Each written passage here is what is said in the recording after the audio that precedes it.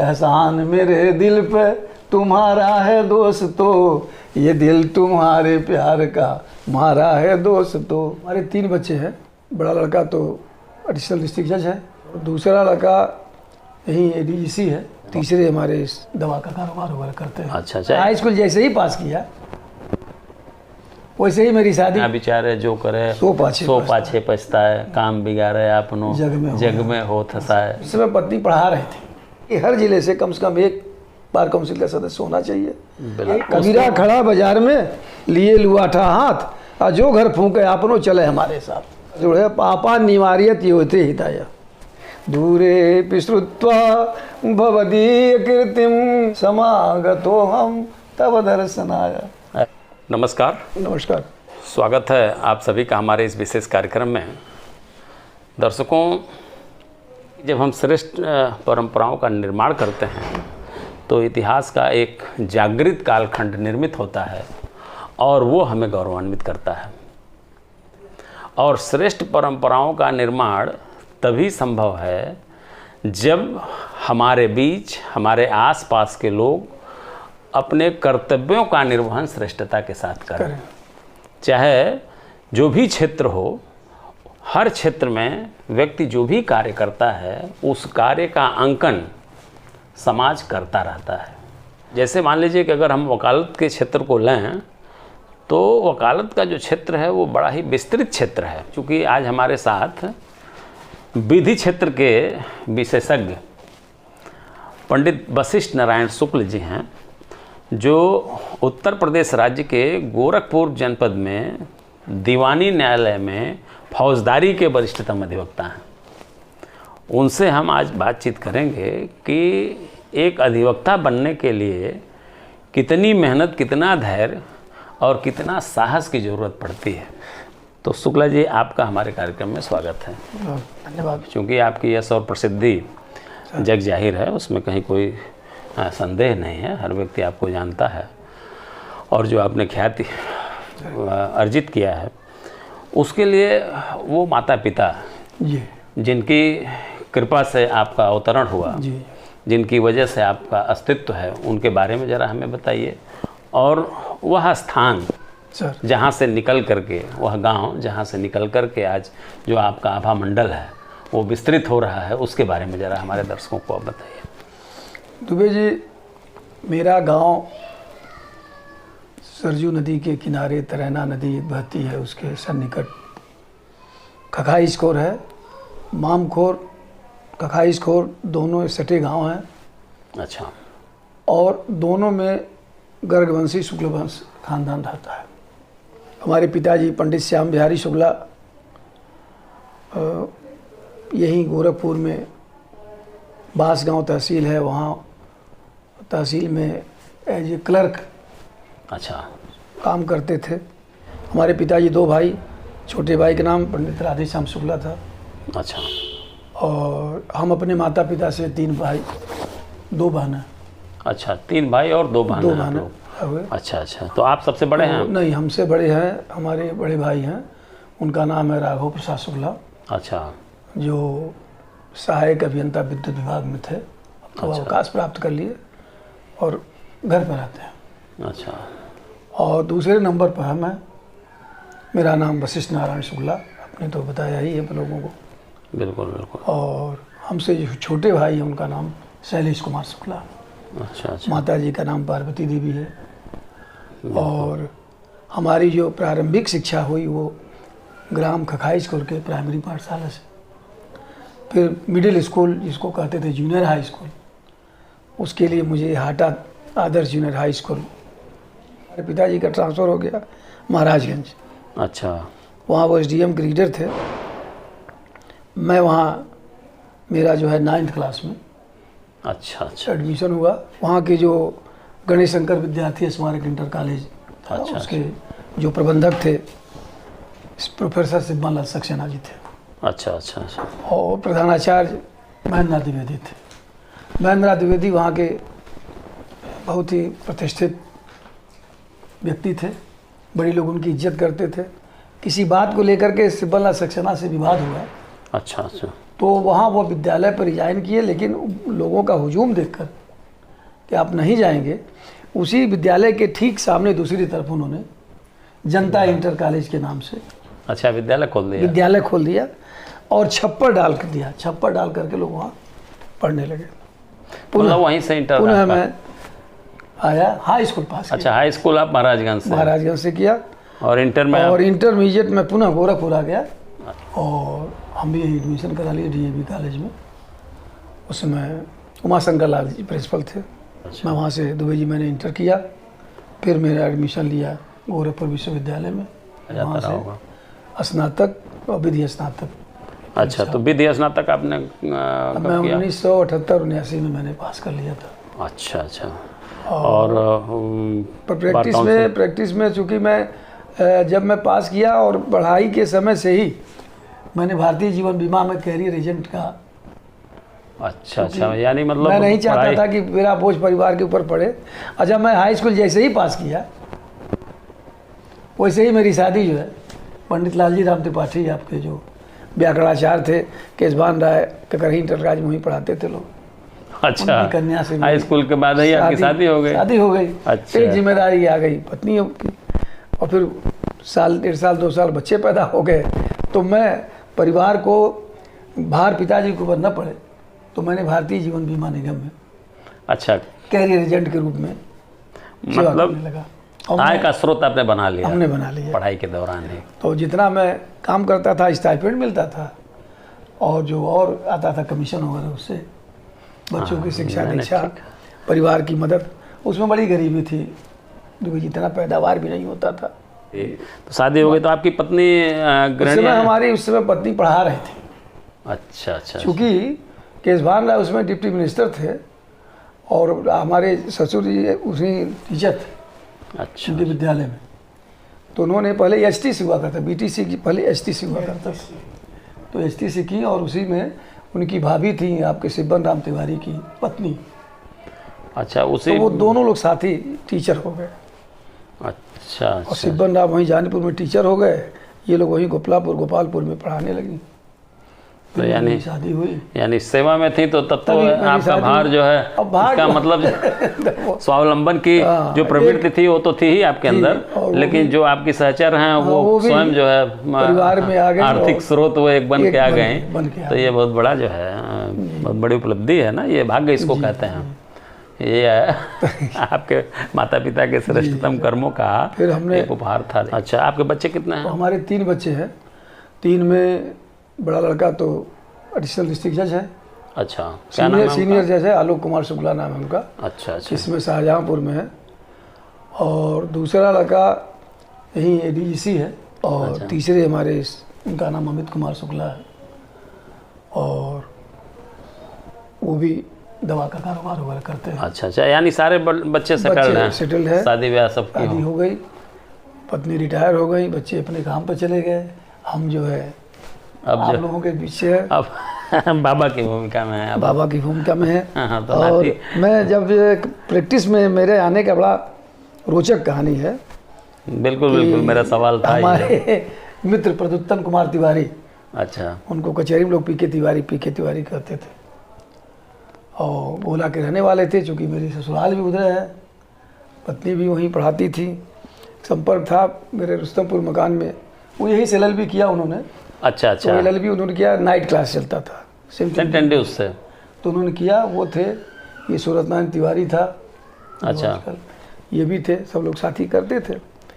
तो हम भी जब होता था रात में हम भी पढ़ने चले जाते थे उनके साथ। अच्छा, अपने मित्र के साथ। वही से ही हम लोग कोई काम था उधर, दिन में पढ़ते थे, रात में इन लोग साथ चले जाते थे। तो इस तरह से साथ आप लोग ला कर रहे थे इसका मतलब? हाँ, ला कर रहे थे। और प्रैक्टिस में लाने का श्रेय तिवारी जी को इसलिए जाता है कि वो उनको भी अच्छा, हमारे लिए बिना हमारे अच्छा नहीं लगता था। अच्छा अच्छा। तो मतलब दोनों भाई LLB किए हैं तो कचहरी बैठा जाए। बिल्कुल। चूँकि वो भाई देहात क्षेत्र आए थे, भरसड़ा गाँव उनका है, तो उनको ये हुआ कि भाई वो कहते थे कि तुम जब आदत पड़ जाएगी तो मुझे कहने की आवश्यकता नहीं पड़ेगी कि कचहरी चलो चलते हैं। अच्छा अच्छा। तो आते थे, बैठते थे, फिर हम लोग साथी कचहरी जाते थे, फिर वापस आते थे। तो जो फौजदारी की वकालत करने की कहानी है वो क्या है? अब वो उसमें जब मैं कचहरी में प्रवेश लिया तो उस समय गोरखपुर या पूर्वांचल में इतने क्राइम होते थे, क्राइम अपनी चरम सीमा पे था। मुझे याद है गोरखपुर विश्वविद्यालय में गवर्निंग कमेटी की मीटिंग चल रही थी। अच्छा। दिग्विजयनाथ और सूरत नारायण त्रिपाठी सब लोग वहाँ मौजूद थे। किसी बात को लेकर के दिग्विजयनाथ ने कुछ अपशब्द कह दिया, तो उनके बड़े लड़के श्री बाबू जो थे वो खड़े हो गए और बड़ा वहाँ काफ़ी उन्होंने अच्छा वो हल्ला हुआ, बर्बाद। अब वहाँ से दोनों व्यक्ति जो है, गोरखपुर यूनिवर्सिटी ही एक देन है जो ब्राह्मण ठाकुर विवाद को पैदा किया। अच्छा अच्छा अच्छा। अब इनका था कि हम इसमें हमारा योगदान था, उनका था मेरा इसमें योगदान था। बिल्कुल, वहीं से वर्चस्व की वहीं लड़ाई से शुरू- वर्चस्व की लड़ाई शुरू हो गई। और यूनिवर्सिटी में कितना किसका वर्चस्व रहेगा। अब पंडित सूरत नारायण त्रिपाठी हरशंकर तिवारी को आप आगे पुश करना शुरू कर दिया। और उधर जो है बाद में चल करके, चूंकि वीरेंद्र साहिन के साथ रहते थे, पहले वो बस्ती में रहते थे, अच्छा। तो बस्ती से उनको बुला लिया गया गोरखपुर। तो ये कहानियां जो है, ये गैंगवार जो है, गैंगवार शुरू हो गया। उस गैंगवार में आप जो है उस फौजदारी की गैंगवार में, अच्छा उस गैंगवार में समझिए कि एक्सपेरिमेंट जो है करने का अवसर मिल गया अवसर मिल आपको। गया। अच्छा। तो उधर कैलाश मणि जी थे, वो चतुर्वेदी दीक्षित थे, गणेश शंकर चतुर्वेदी, अच्छा। राधेश्याम पांडे थे, ये जो कुछ ऐसे दामोर लोग थे, ये लोग उधर थे। बकिया के पी सिंह साहब थे, तो ये लोग इधर हो गए थे। इधर अंबिका सिंह आ गए, राजेंद्र सिंह और पहलवान सिंह आ गए। अरे बड़ी बड़ी, तो सबकी वकालत आप करते थे? तो सबका जो समय समय पर मैंने तो उस समय जो है खूब आनंद जो आता रहा? जो हाँ, चूंकि पैसे भी मिलते रहे होंगे? पैसे तो हम पैसा नहीं कमाए, अच्छा। नाम कमाया। अच्छा। और किसी ने कहा मेरा यह काम है, करा दीजिए, कर दीजिए, तो निस्वार्थ में मतलब सहयोग खूब किया खूब आपने? किया। और जम और के उसी में वकालत के मजे खिलाड़ी बन गए हैं? चलिए, बहुत अच्छा है जो है, कम से कम जो है ये मनुष्य के जीवन पर परिस्थितियों का जो बहुत असर पड़ता है। और तात्कालिक जो परिस्थितियाँ होती बता रहा हूँ कि जब ये आप, मैं उदाहरण दो, गोरखपुर का जो गोलघर में प्रेसिडेंट होटल बना, इसकी नींव हमारे पिताजी ने अच्छा डाली थी, ब्राह्मण थे। और चूंकि हुआ क्या था कि वो जब ये डीपी यादव, उनका दुर्गा प्रसाद यादव नाम था, वो और एक ब्रिजमोहन दत्ता, अच्छा, दो आदमी आए, होटल यार्क में ठहरे, वहीं रुके हुए थे। ये लोग सुबह निकले, उनका कारोबार नेपाल से होना था, तो उन्होंने कहा कि होटल में रहने से अच्छा अगर ये जगह मिल जाए तो हम होटल खोल दें।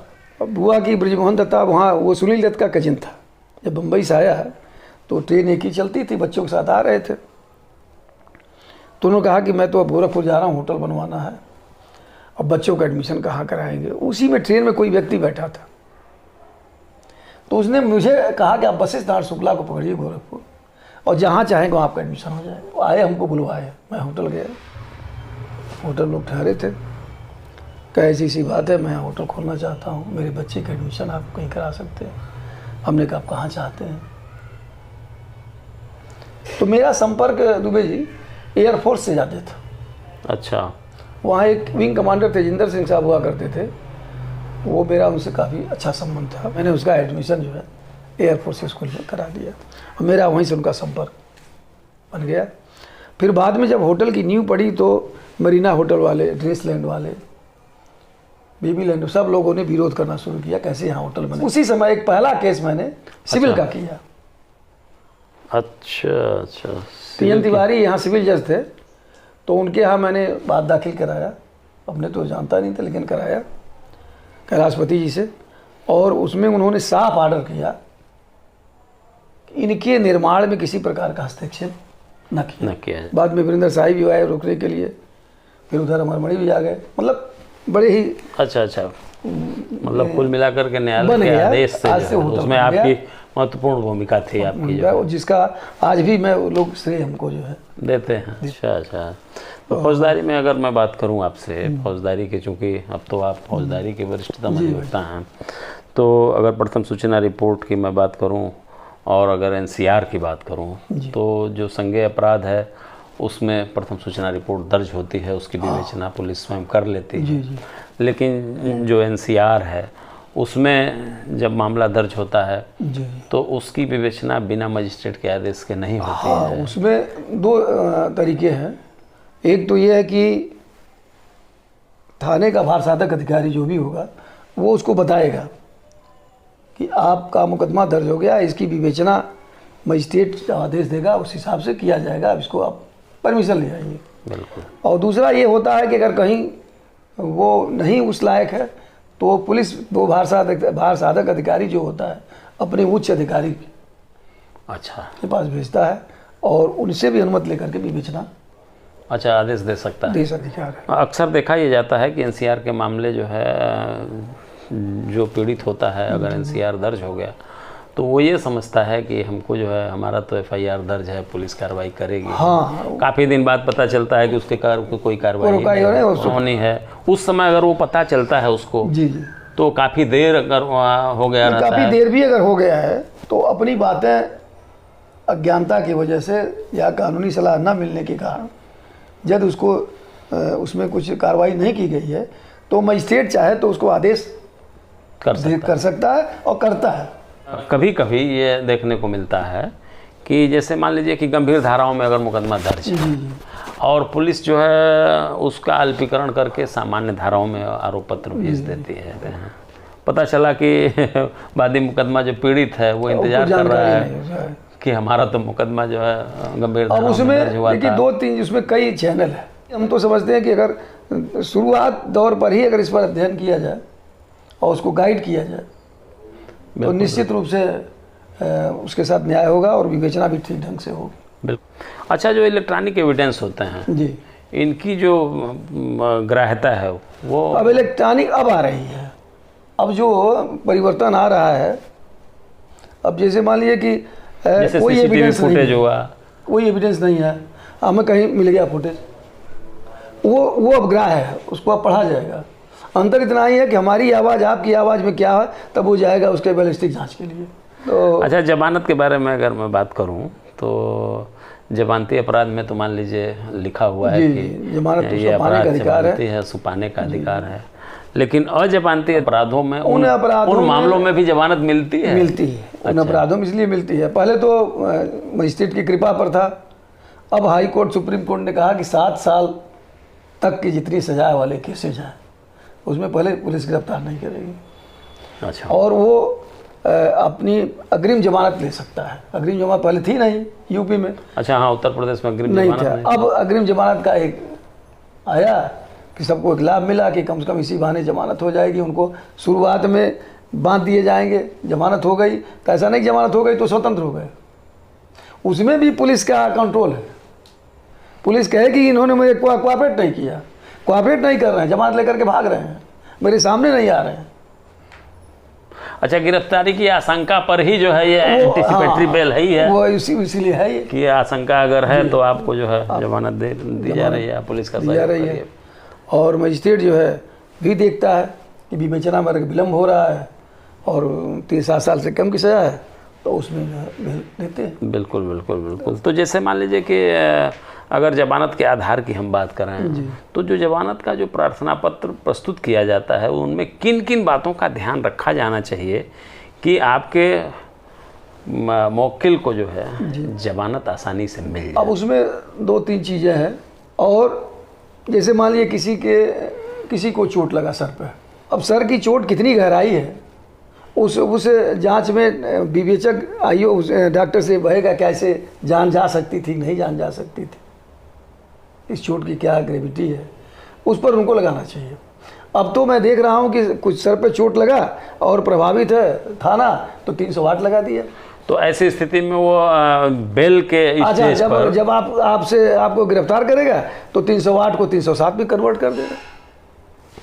तो ऐसी स्थिति में बेल के स्टेज पर कितना आपको उसका लाभ मिल पाता है? वो बेल के स्टेज में अगर 7 साल के कम की सजा है तो हमें पहले तो मैं ट्राई करूंगा एंटीसिपेटरी बेल के लिए और मैं दूंगा। अगर गिरफ्तारी के तत्काल हमें उस समय भी रिपोर्ट मांगी जाती है। अच्छा, तो अगर है तो उसमें भी अंतरिम की व्यवस्था है। अगर सरकारी वकील ने समय मांगा कि मेरे पास केस जारी नहीं है, थाने से रिपोर्ट मंगानी है, तो जज मजिस्ट्रेट आपको उस तारीख तक के लिए अंतरिम जमानत अंतरिम दे देगा मतलब यह कि जो है कुल मिलाकर के जो जमानत के स्टेज पर जब आप आते हैं तो उस दरमियान अगर कोई डिफरेंस है, पुलिस की जो विवेचना है और जो डॉक्टरी रिपोर्ट अलग रिफर करती है तो वो जमानत पाने का हकदार हो जाएगा निश्चित रूप से। तो अजमानती मामलों में भी जमानत मिलती है। अभी ये रिसेंटली एक केस हुआ था 419, 20, 67, 68, 71 का केस था। वो 2017 में 156(3) डाला गया और उस 156(3) में जो लिखा गया था बेलीपार थाने से, घटना बेलीपार थाने की थी, रहने वाले वहीं के थे, वही शब्द उस समय लिखा गया, मजिस्ट्रेट ने खारिज कर दिया। और फिर उस केस को थाने पर जो विरोधी पक्ष है थाने को मिला लिया, उसने कहा घटना मेरे थाने में दिखाइए, हम आपका मुकदमा दर्ज कर लेंगे। अच्छा। तो उसने रामगढ़ ताले का थाने को दिखाया और सीजीएम के यहाँ वही लेकर के सीजीएम ने 156(3) लागू कर दिया, मुकदमा कायम हो गया। एक हफ्ता में गिरफ्तार हो गए। जब कोर्ट में गया तो कोर्ट में उसमें रिमांड के समय हुआ कि रिमांड पर हम लोग बहस करेंगे, रिमांड नहीं बनता है। देखा गया मजिस्ट्रेट जो है रिमांड को रिफ्यूज किया और फिर कहा कि कुछ भी होगा, मान लीजिए अगर यहाँ रामगढ़ ताला आए उनके घर पर चढ़ करके गाली गुप्ता दिए तो 504, 506 होता है, वही धारा बनता है, उस पर उसको जमानत दे दी। और सारा उनका जो आजीवन कारावास तक की जितनी सजाएँ थी सब उसने रिफ्यूज कर दिया कि ये न्याय हुआ है।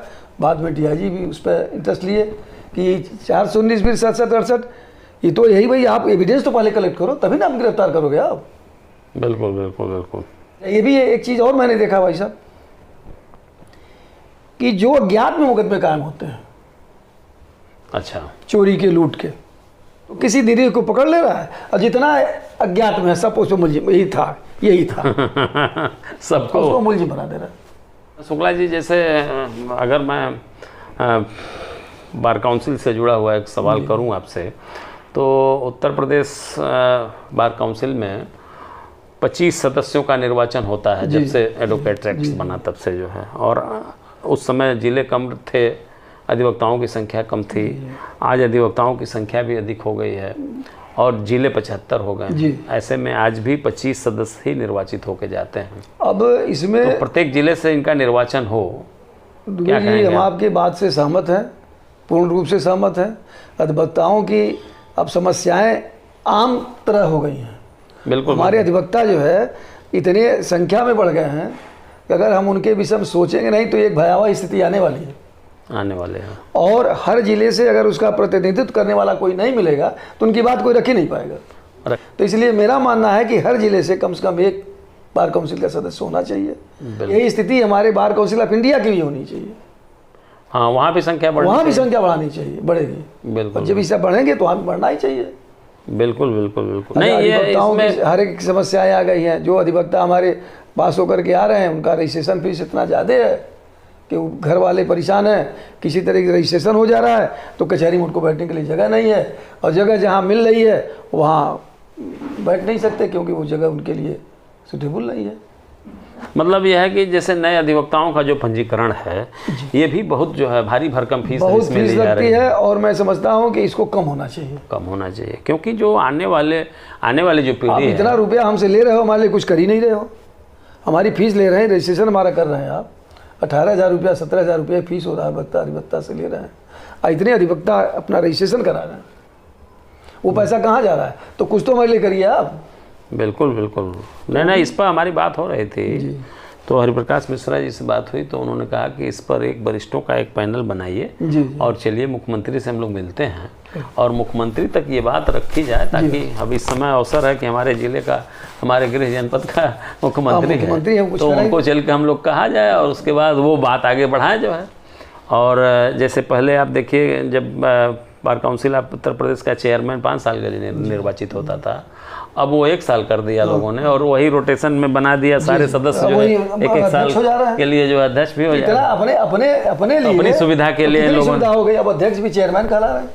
तो हमारा तो ये मानना है कि जैसे बार एसोसिएशन का प्रेसिडेंट एक बार चुनाव जीत गया तो दोबारा फिर उसी पद पर वो नहीं लड़ सकता है। जी जी। तो बार काउंसिल के मेंबर के लिए यही होना चाहिए, ताकि सबको मौका मिले अपनी बात एक बार अगर आप चुनाव जीत गए तो तुरंत जो है दूसरी बार आप नहीं लड़ सकते। जी, ये होना चाहिए, क्योंकि ये अक्सर देखा जा रहा है कि वही व्यक्ति जो है लगातार वही जीत रहे हैं, वही ब्रह्मा बने हुए हैं। हाँ, और स्थिति यह है कि जैसे इलाहाबाद से 5 लोग जीत जा रहे हैं, बनारस से 4 लोग हैं, पता चला कि देवरिया से कोई आज तक गया ही नहीं, संत कबीर नगर से कोई गया ही नहीं।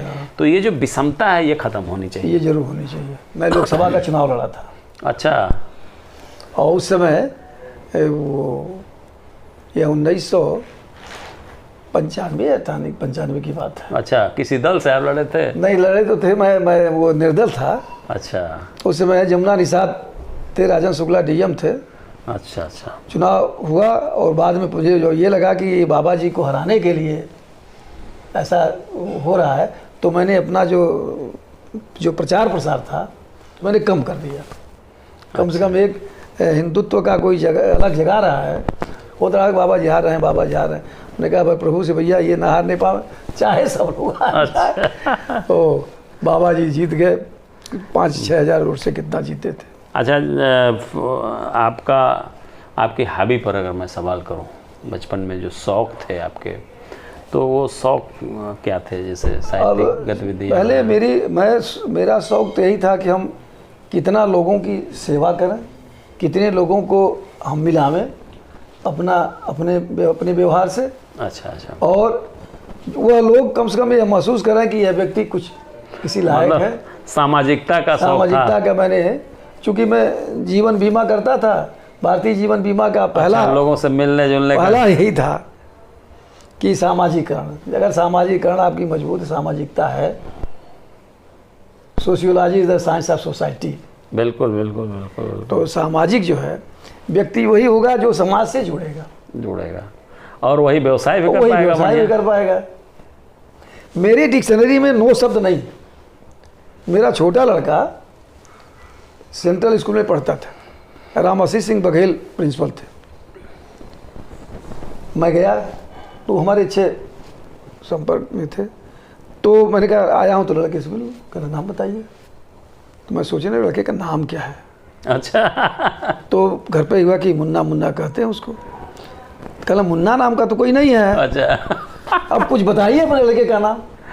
फिर मैं घर तब पता चला कि अरे वो अमित नाम है। अच्छा। तो वो प्रिंसिपल ऐसे लोग बैठे हुए थे, तो उन्होंने कहा कि हमारे एक ऐसे मित्र हैं जो उनसे कह दिए कि कहिए क्या काम करना आपको, कहना जरूर कर देंगे। तो अगर कह दिए आसमान से तारा लाना है आपको, तो कहाँ ला देता हूँ। ये नहीं कहीं नहीं ला सकता हूँ। और वो ऐसे व्यक्ति हैं जो अपने लड़के का नाम भी नहीं बता सकते। ये स्थिति थी। मुझे याद आ रहा है, यहाँ एक थे एसपी लाल श्रीवास्तव, एडिशनल डिस्ट्रिक्ट जज थे, ट्रांसफ़र होकर के आए थे। बरसात का दिन था, पत्नी खाना बना रही थी, पानी बरस रहा था, दाल पड़ी हुई थी, गैस खत्म हो गया। जब राशि गया गैस खत्म, क्या होगा, चला मिट्टी का तेल भी नहीं है, कहीं से व्यवस्था करो। तो उसने कहा सर एक नंबर है शुक्ला जी का, मैं फ़ोन करता हूँ। उसमें जजों के पास टेलीफोन था, मेरे घर टेलीफोन, उन्होंने फ़ोन किया कि जज साहब आए हैं, बुला रहे हैं। हमने कहा गया, तो उन्होंने कहा शुक्ला जी हमारे यहाँ गैस ख़त्म हो गया है। कहा सर मैं भी ला रहा हूँ गैस। कहा रात को कहाँ लाएंगे आप? कहा आपके घर खाना बनेगा और गैस पे बनेगा। मैं घर आया, अपने घर का गैस बंद किया, गैस उठाया, उनके घर पहुँचा दिया। अच्छा। और दूसरे दिन उनके यहाँ भी आ गया, मेरे भी यहाँ आ गया। मतलब कुल मिलाकर के ये जब इतनी आपके अंदर कैपेसिटी होगी ना त्याग की, हम नहीं खाएंगे रात को, हम आपको खिलाएंगे। बिल्कुल बिल्कुल। तो ये शौक था ये मुझे। और बाकी साहित्यिक गतिविधियों में कोई? और साहित्यिक गतिविधियों में बता रहा हूँ, जब मैं पढ़ता था तो बच्चों को बैठा लेता था। अच्छा। उस समय एक लड़ाई हुई थी भाई साहब, चीन और हिंदुस्तान की, तो उसमें हुआ था जाग जवनवा माना कहनवा, चीन की आउत पातरे नेफा चलन होगा। नेपाल लद्दाख में। बिल्कुल बिल्कुल। एक दिन चाऊ ने माऊ से कहा है भाई, हमारे देश में होती है अधिक पैदाइश। काम ऐसा करो जिसमें हमारी न हो हंसाई। तुझे क्या क्या करें भैया? चीन और हिंदुस्तान को आपस में लड़ा दो भाई। कुछ तो हिंदुस्तान से गोली खाकर मर जाएंगे, जो बचेंगे उन्हें मैं मारूंगा गोली भर के। अच्छा। मतलब आप मतलब इस तरह से गाना होता था, हम लोग गांव गांव में गाते थे, कहते थे। जैसे गांव में जैसे साहित्यिक गतिविधियों पर अगर हम बात करें तो जैसे पहले जो है गिरधर कविराय की जो कुंडलियाँ थी, जैसे कि बिना विचारे जो करे सो पाछे पछताए, काम बिगाड़े आपनो जग में हो थसाए, जग में हो थसाए, चित्त में चैन न पावे, खान पान सम्मान राग मन ही नहीं भावे। हाँ, तो ये सब ये जो पंक्तियाँ थीं ये अपने माने बहुत जमीन से जुड़ी हुई होती थी और बिल्कुल निरक्षर व्यक्ति भी। हाँ नहीं सर, कहा कबीरा खड़ा बाजार में लिए लुआठा हाथ, और जो घर फूंके आपनो चले हमारे साथ। फिल्म वगैरह भाई साहब जरूर देखता था, लेकिन बताया ना जब जिम्मेदारी हाई स्कूल के बाद से आ गई उसी में। अच्छा, इतनी गरीबी भी थी, अमीरी भी नहीं थी, लेकिन यह है कि बच्चों ने मन लगा के पढ़ा और वो बिल्कुल आगे बढ़ गए। और फिल्मों का कोई गीत तो था? फिल्मों गीत वही, एहसान मेरे दिल पे तुम्हारा है दोस्तों, ये दिल तुम्हारे प्यार का मारा है दोस्तों। वाह, क्या अच्छी लाइन है ये। ये जो है लाइनें जो है फिल्म की लाइनें, जब आ पड़ा है कोई मुसीबत का रास्ता, तुमने सिखाया मुझको मोहब्बत का वास्ता। हर राह पे तुम्ही को पुकारा है दोस्तों, ये दिल तुम्हारे प्यार का मारा है दोस्तों। वाह वाह, क्या बात है। ये जो है देखिए, यही सब चीज़ें हैं जैसे जब सामाजिक जीवन में व्यक्ति रहता है और जिस परिवेश में रहता है उसका जो है प्रभाव पड़ता है व्यक्ति के जीवन पर। तो आपका जो सामाजिक जीवन रहा, जो जीवन बीमा निगम से आपका जो जुड़ाव था, उसमें लोगों को जोड़ने की जो वो ज़्यादा मुझे कंट्रोल किया। और हमें लगता है कि अच्छा, उसके पूर्व भी जो आपने बताया कि आपके मित्र का बड़ा जो है आपके जीवन में बड़ा महत्व योगदान है, मित्र का बहुत ही योगदान। तो मैत्रीपूर्ण संबंध भी आपके अंतःकरण में कहीं न कहीं से विराजमान था और वो मित्रता, अगला मित्रता निभाया भी। बिल्कुल बिल्कुल। आप हमारे मित्र हैं, हमारे बाबू साहब हैं, आतिश सिंह जी हमारे अच्छे मित्र हैं। जैसे भगवान राम ने कहा ना कि किष्किंधा कांड में उन्होंने कहा है कि देत लेत मन संकन धरई, बल अनुमान सदा हित करई, विपत काल कर सतगुण नेहा, सुरति कह संत मित्र गुनेहा।